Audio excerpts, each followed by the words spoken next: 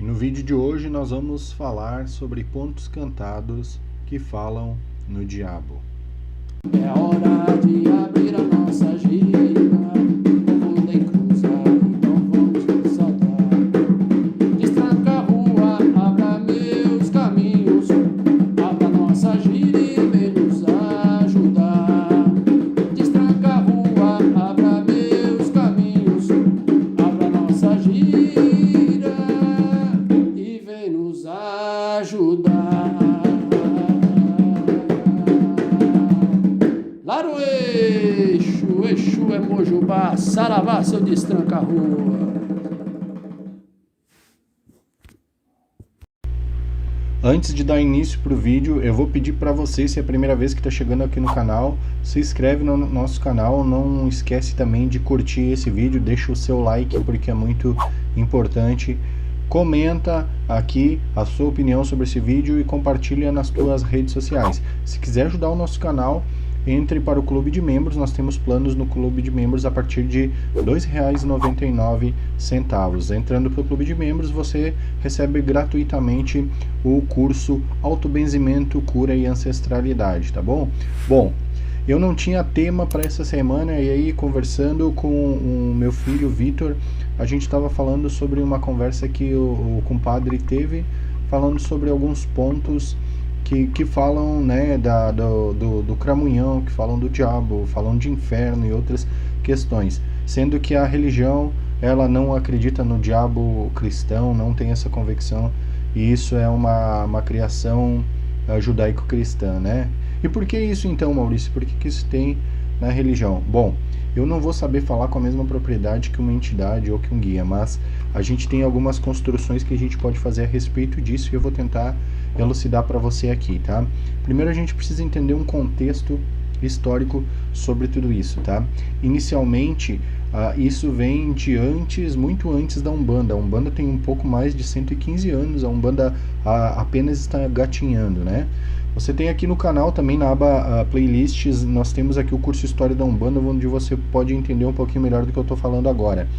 Porque a espiritualidade de Umbanda, ela vem antes, ela se transforma antes. Então, com os Exus não pode ser diferente. Os Exus, eles representam também a ancestralidade, eles são oriundos de um outro sistema ao qual não era inicialmente a Umbanda, tá bom? Então, a espiritualidade de Umbanda já se forma há muito tempo antes. Então, Exu, o que ele representa na espiritualidade já no início, na colonialização, né, naquele período colonial, Exu sempre representou a oposição, sempre representou resistência, sempre representava também perigo para o colonizador e para o opressor, que no caso, na época, a igreja, né?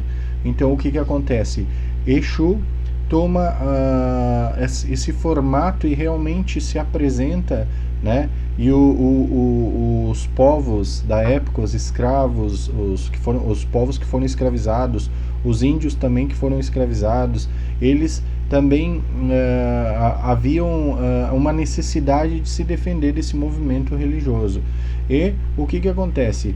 A figura de Exu toma esse formato e as religiões afro-ameríndias, elas acabam adotando esses termos, né, sobre o diabo, sobre o inferno, justamente como forma de resistência. A gente precisa entender isso, contra essa religião que oprimia e matava, inclusive, tá? Então, o que acontece?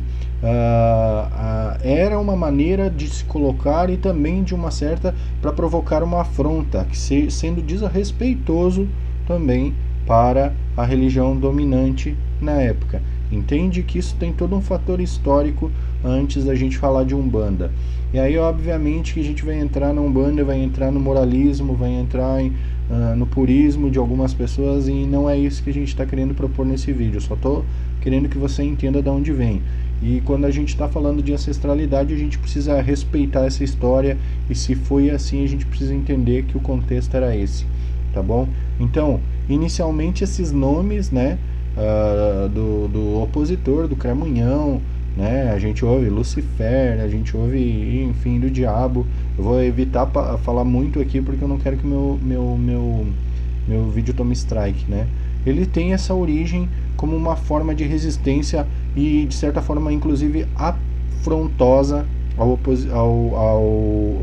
opressor, à religião opressora, para afrontar e realmente ter esse intuito de desrespeitar, né? Parece estranho, mas é assim e houve necessário. Inclusive também na época do Brasil colônia para causar medo para o homem branco que oprimia e escravizava, né? E aí isso também veio com esse intuito. Então vamos lá. E Maurício, onde é que entram então os pontos de Umbanda? A gente precisa entender que a Umbanda é construção de longos anos, não surgiu só em 1908, existe uma espiritualidade antes que veio se formando e se preparando para isso. Sim, em 1908 a Umbanda como religião organizada forma-se. Ok, perfeito. Ponto. Não vamos encerrar esse discurso, é para um outro vídeo, tá? Então o que acontece? Quando surgem as práticas de Umbanda e quando os Exus são trazidos para essa prática, a gente precisa entender que esses Exus vieram de outra vertente, normalmente da Quimbanda, né? Então, inicialmente, na Umbanda não se falava desses Exus, não havia giras e práticas de Exus na Umbanda, tá? Então, quando começaram a vir, haviam os conceitos que eram adotados da Quimbanda.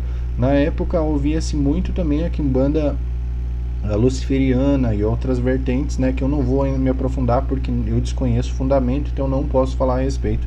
Mas a gente sofreu também essa influência dessas quimbandas, tá? Embora existem quimbandeiros e religiosos que negam a existência de uma quimbanda luciferiana, isso não é também tema para discutir aqui no canal, tá? Nós estamos aqui falando do contexto histórico, então a gente fala disso.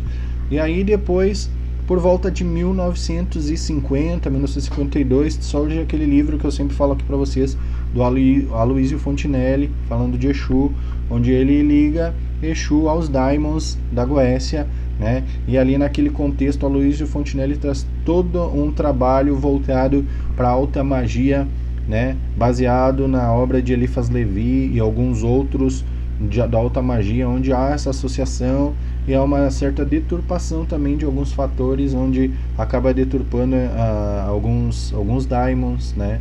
E acaba associando realmente a imagem do diabo judaico-cristão. Infelizmente aconteceu e aí se deu. Então isso veio também herdado e muitos irmãos acabaram acreditando que realmente era a figura do diabo, era que estava ali, que estava se manifestando no terreiro. Para um umbandista houve muitos equívocos, tá? Mas vamos lá. Por que é que esses pontos existem?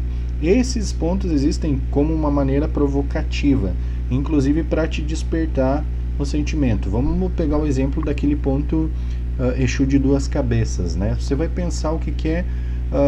mas não é um Exu que tem duas cabeças, uma é do diabo, outra é de Deus, não sei, não. Ele está falando da dualidade no nosso mental, que a gente tem uma dificuldade sempre e essa batalha interna do ser humano, do bem contra o mal. Ou seja, esses pontos, eles são interpretativos e a gente precisa falar e trazê-los para a nossa realidade e interpretar de como isso se dá, tá? Então as entidades cantam esses pontos existem na religião. Eu mesmo tenho uma certa resistência com esses pontos, confesso para vocês que não gosto de cantar no terreiro, mas se o Exu pedir, vai ser cantado, entende? Então há um fundamento para isso. Aí o que acontece? Nesses casos específicos a gente tem que tratar isso como fábulas, como parábolas, para nos ensinar algo, né?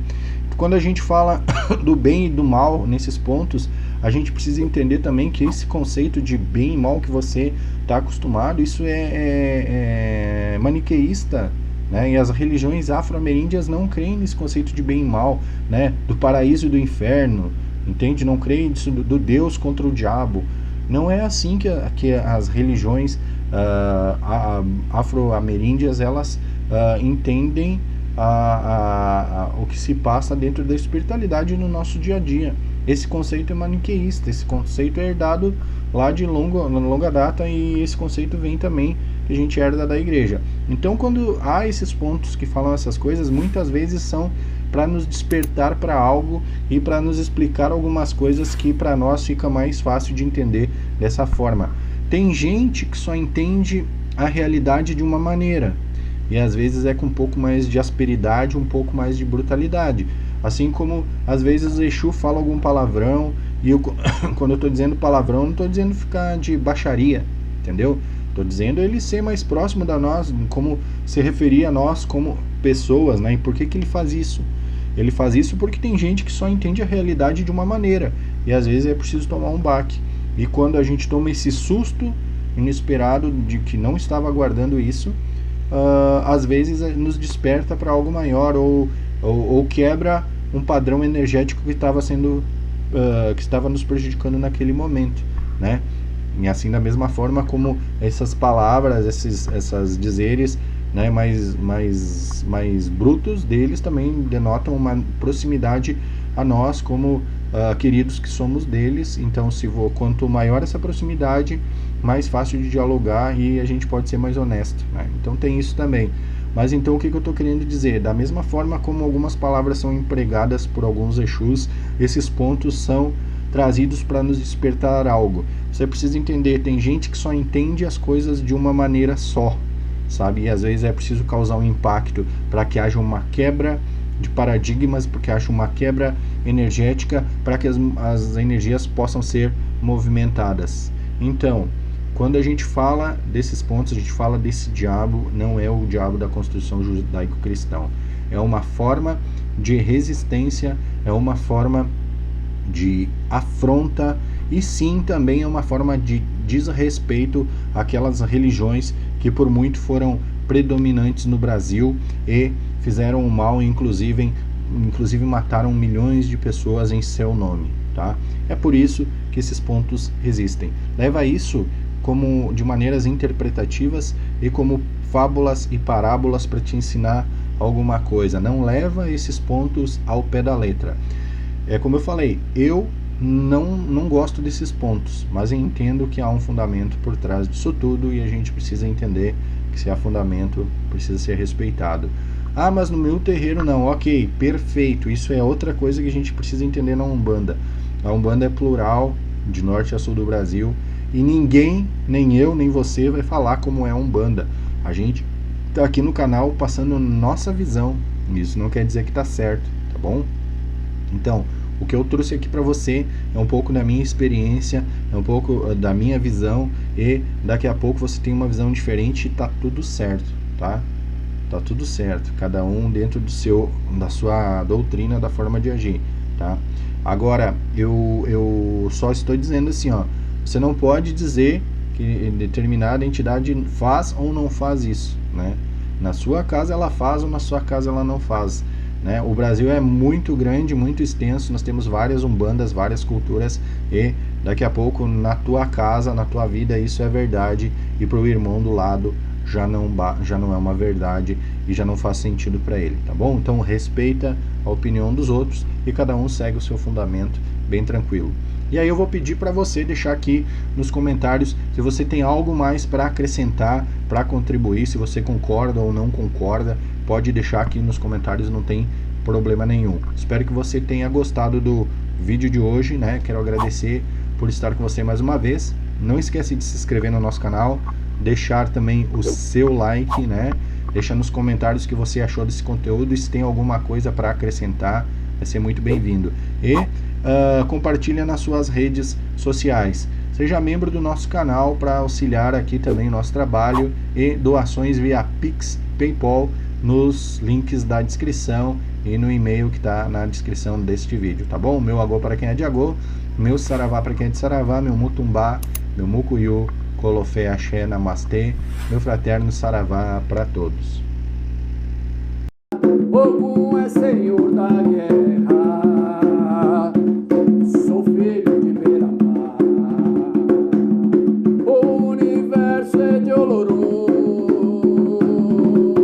o mundo é de Oxalá.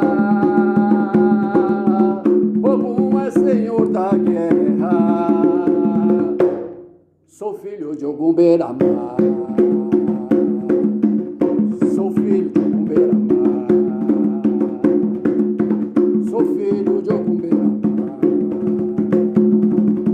Patacore Ogum, Ogum, meu padrinho.